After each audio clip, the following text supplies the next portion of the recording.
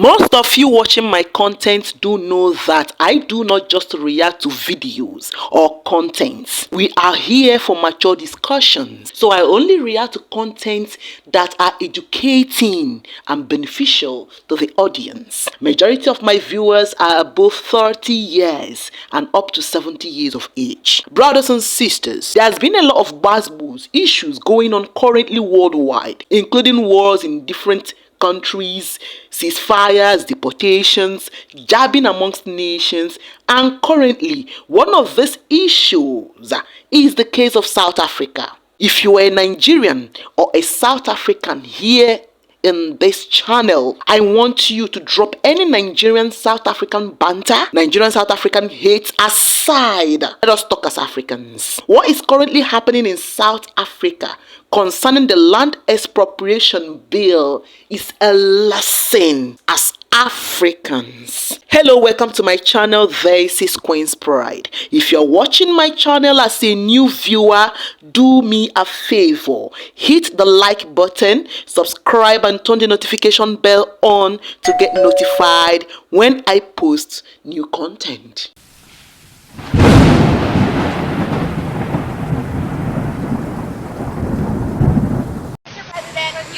So on Free Social, you said that you were going to cut aid from South Africa. Will you plan to cut aid across other African nations, and why South Africa? No, it's only South Africa. Terrible things are happening in South Africa.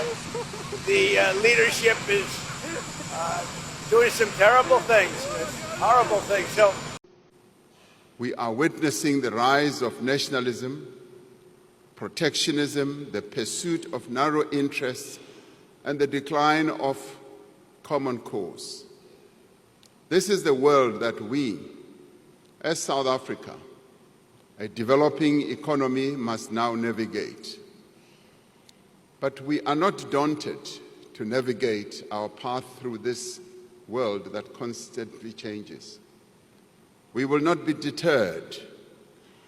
We are, as South Africans, a resilient people, and we will not be bullied.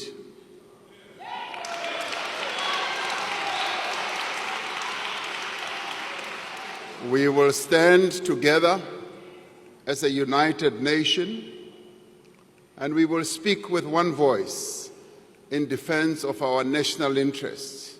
Some time ago, the president of South Africa, President Cyril Ramaphosa, passed a bill, the Land Appropriation Act, and all hell let loose. As we speak, the act is yet to be acted upon. My question is, why the panic attacks? Why the yelling of the white South Africans? Why is America and the European countries all of a sudden interested? This is a bigger lesson. I do tell Africans that our division as countries within Africa is what drives them and gives them the strength. Just a harmless bill for equity passed is creating turmoil in the land. This move by South Africa, I would tell you, see, I do not agree with them in so many things, and I do say it here that I do not accept the Afrophobic nature of most South Africans. I still say most South Africans, not all South Africans. And that is the major problem I have with them. Their Afrophobia.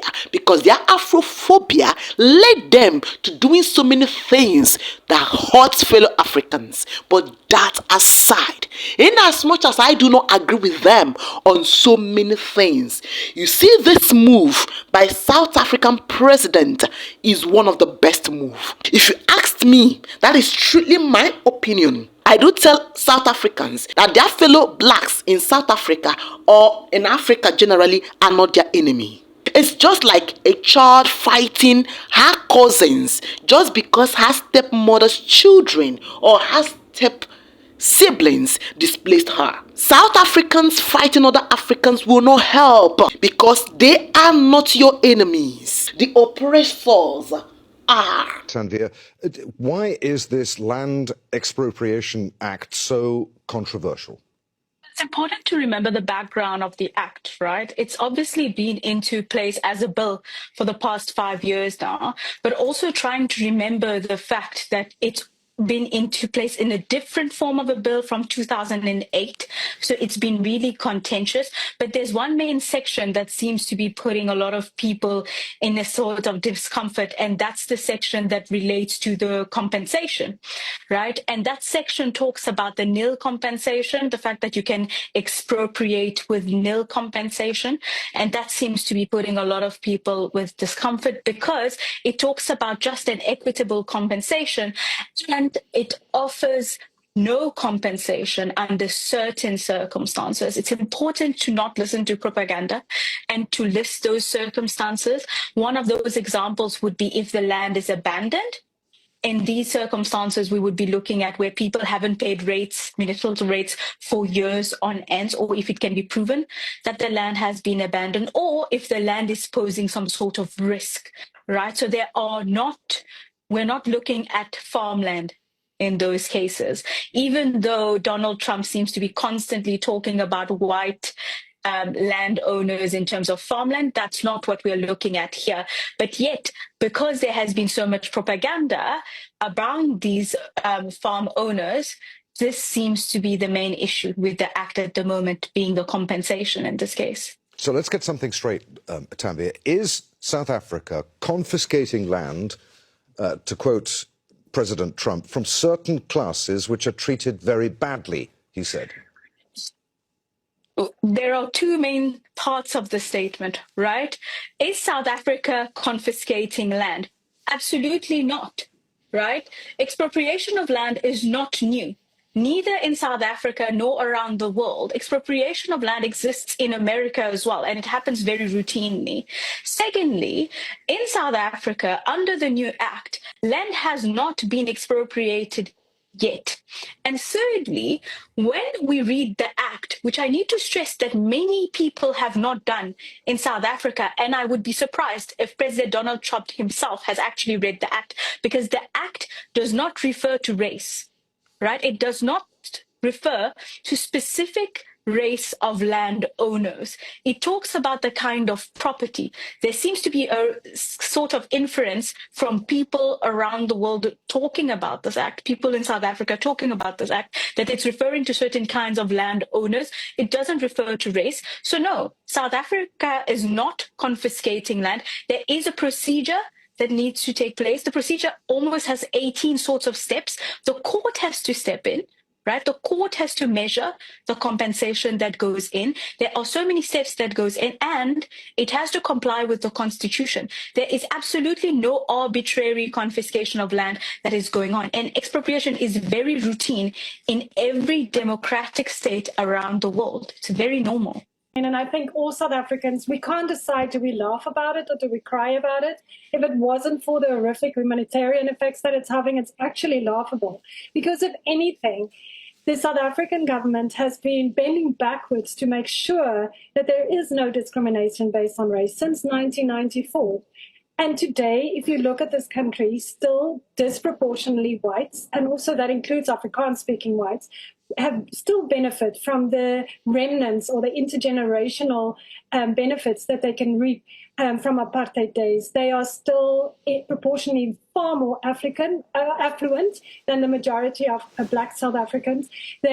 Black South Africans still have to bear the burden of not only poverty, but also of violence, of bad healthcare, etc. If there are certain classes in this country which is treated badly, it is certainly not the whites, quite the opposite. The law is very simple. Government will take the land without compensation if you cannot prove proper ownership of the land. In South Africa, 7% only, 7% of South Africans are white.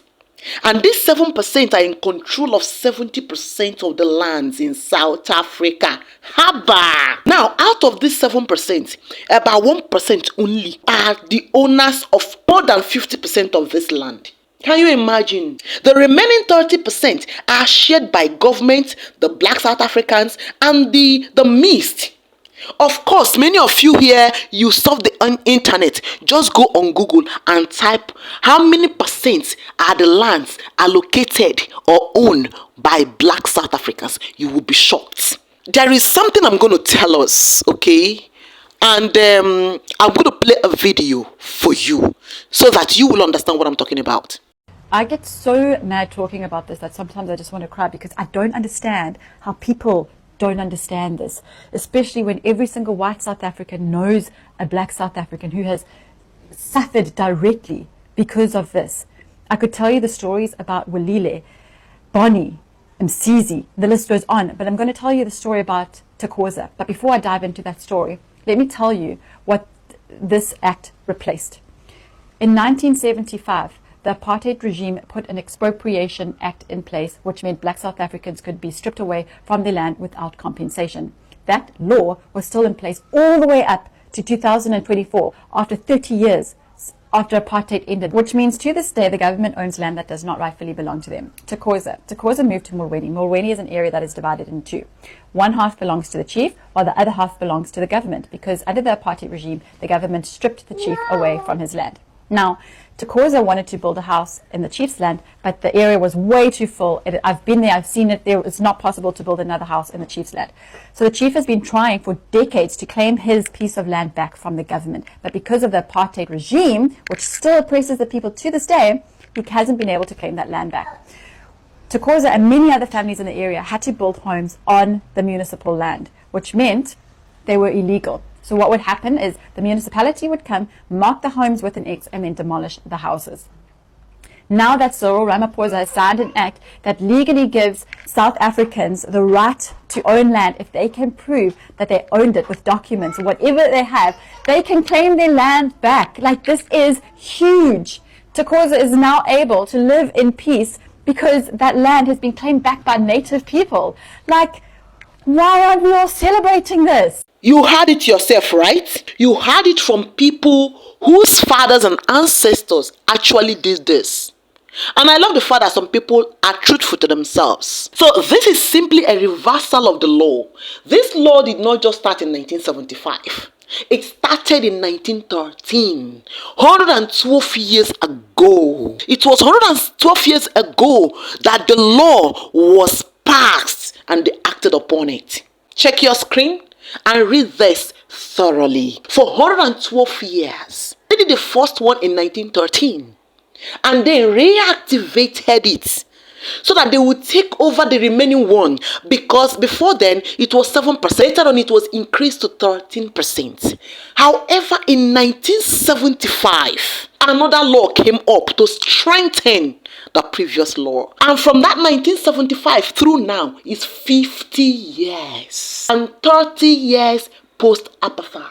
They moved black South Africans out of their inhabitants to places they know will not be favorable to them. The expropriation bill or act that grants government the power to confiscate or to take the lands of black South Africans only without compensation. Brothers and sisters, they stripped people of their villages, lands, and took heavy chunks of villages from the real owners of these same lands. The lands that they inhabited under the guise of government, and they placed heavy laws of treason charges, which is death sentence for the following. If you attempt to overthrow the government by force or violence, if you assist any enemy at war with them, or instigate foreign intervention in internal affairs with the intention to harm the state. So many South Africans were tired, and this law was embedded all over again for 50 years.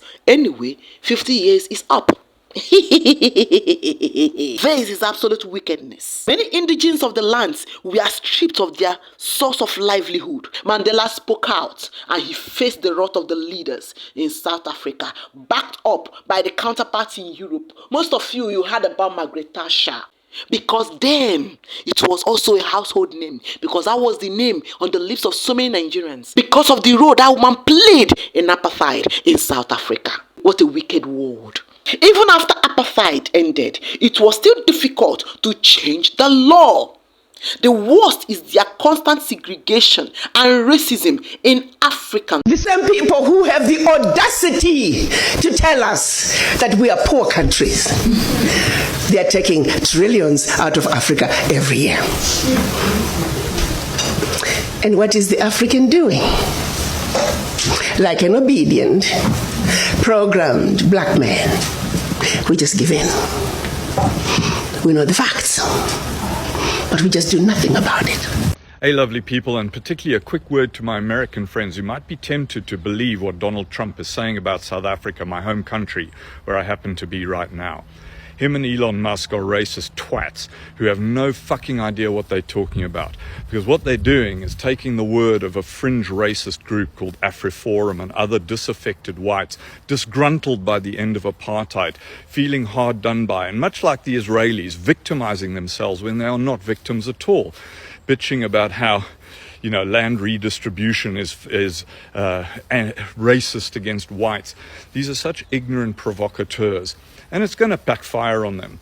South Africans' majority, the black majority, and it's a multiracial, multi-tribal society now, only own a tiny proportion of the land versus the size of their population. And while white South Africans make up 7% of the population, more or less, they own about 70% of the decent land.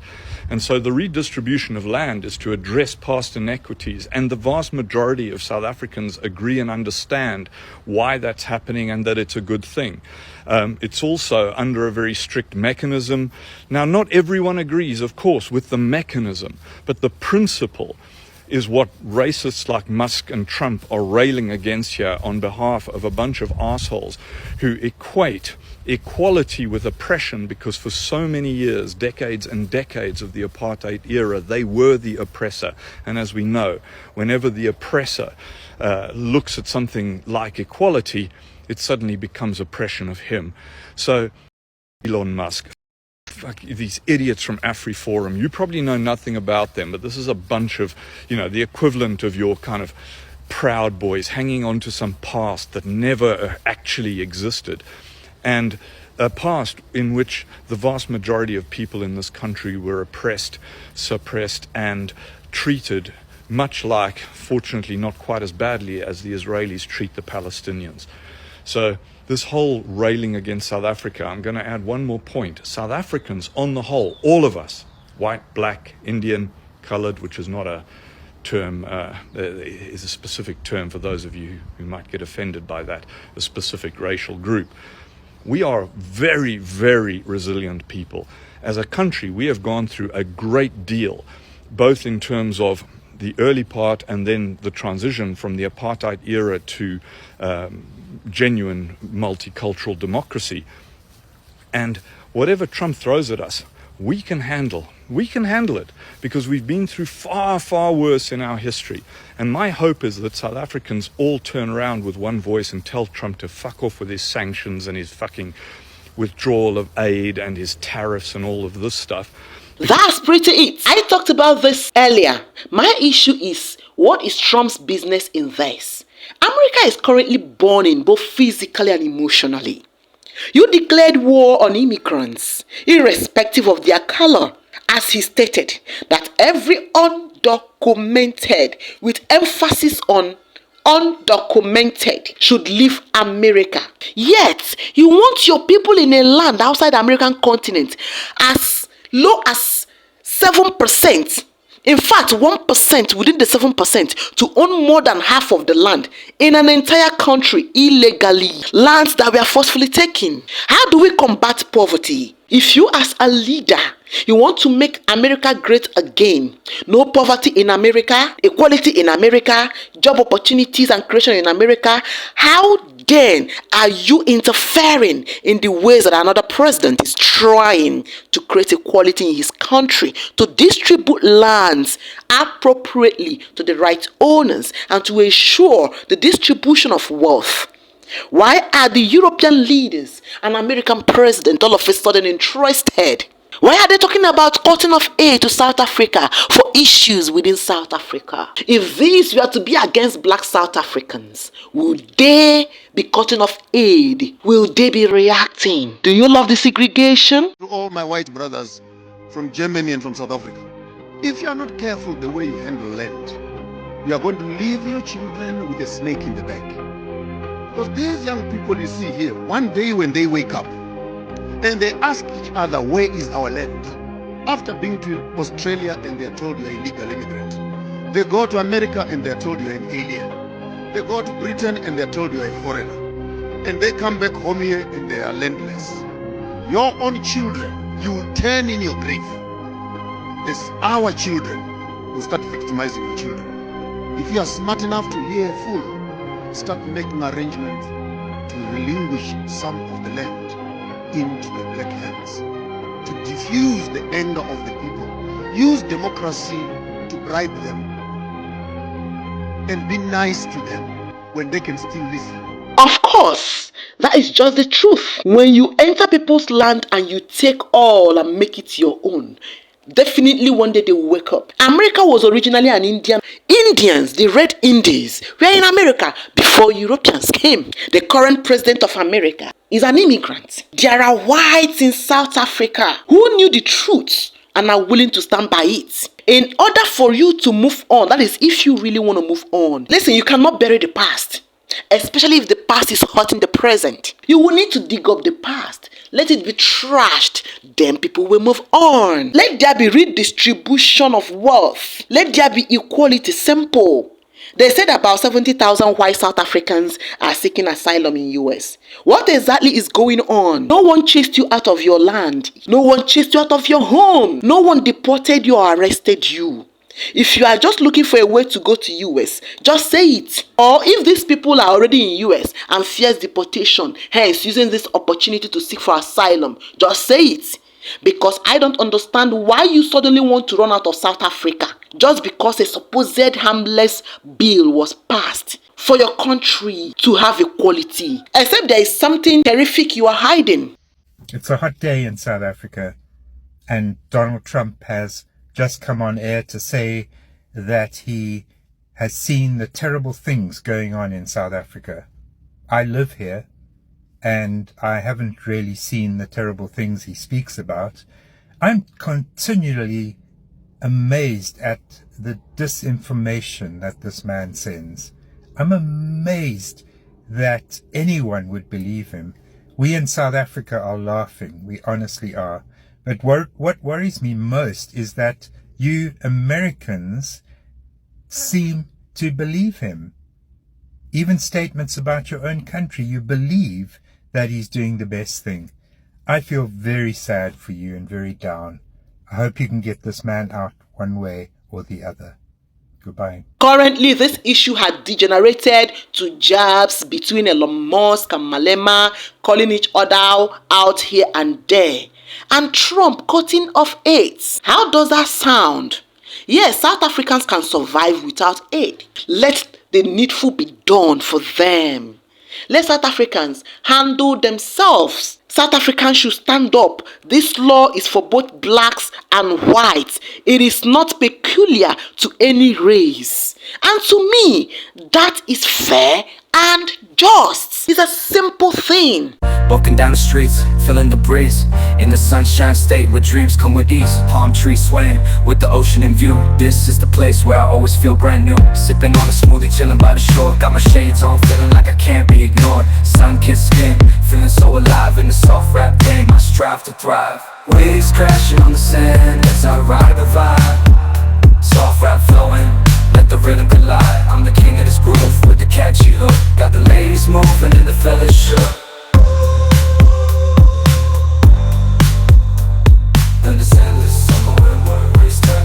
Just down the boulevard with the top down low. Music blasting loud, feeling the flow. Neon lights flicker in the night's embrace. Lost in the moment, in this rhythmic chase. Catching glances from strangers as I pass them by. In the city of dreams, the stars light up the sky. Every step, every verse takes me closer to the sky.